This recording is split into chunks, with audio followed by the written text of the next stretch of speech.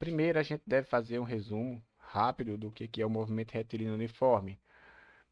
Esse movimento ele tem algumas características que a gente tem que saber para que consigamos entendê-lo e resolver os problemas, os principais problemas.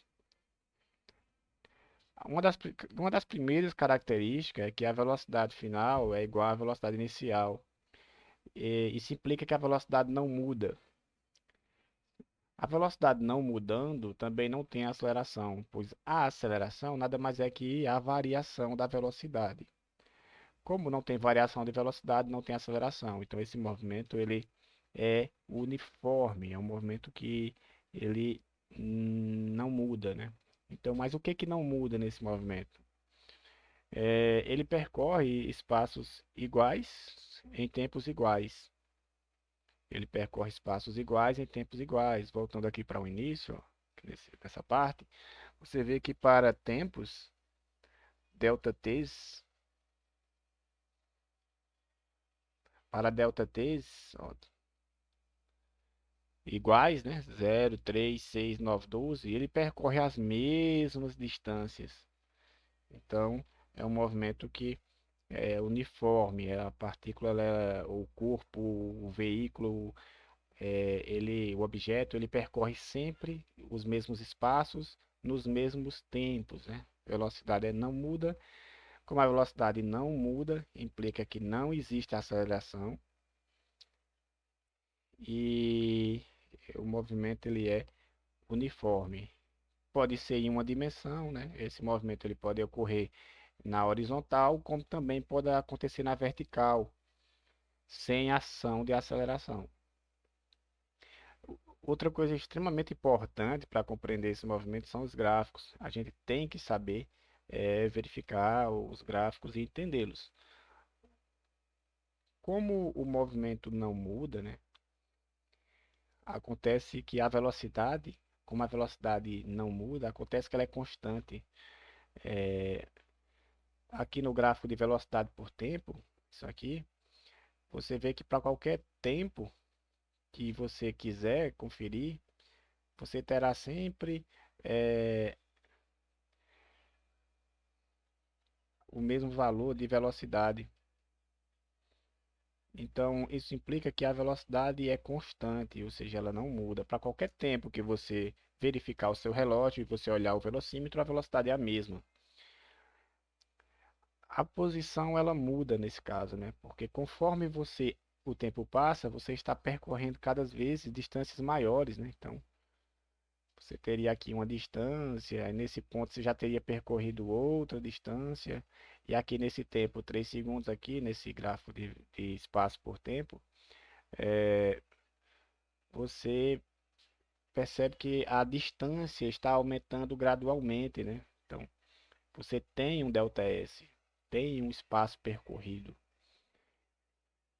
Então, essa variação de espaço é o nosso ΔS, né? Nosso ΔS. E pode ser negativo, né? Professor, existe distância negativa? Não, mas nesse caso aqui, implica apenas que está no sentido contrário do movimento. E quando isso vai acontecer? Quando a velocidade for negativa. Quando a velocidade é negativa, implica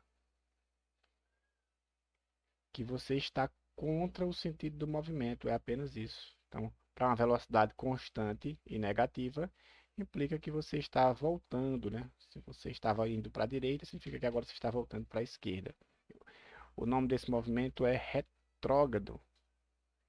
Aqui é um movimento retrógrado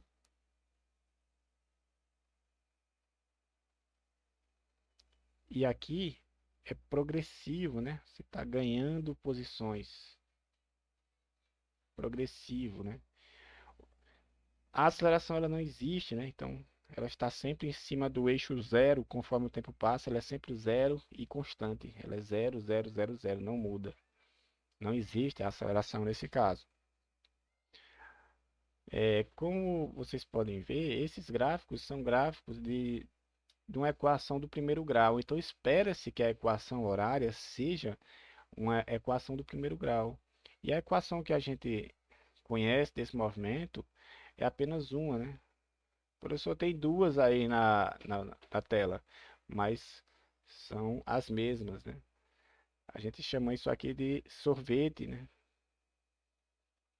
Sorvete é um mnemônico para você poder tentar lembrar desse movimento, em que o espaço inicial mais a velocidade, que é a mesma para qualquer ponto, qualquer momento, vezes o tempo, é, é o espaço percorrido. Espaço final é igual ao espaço inicial, mais a velocidade vezes o tempo.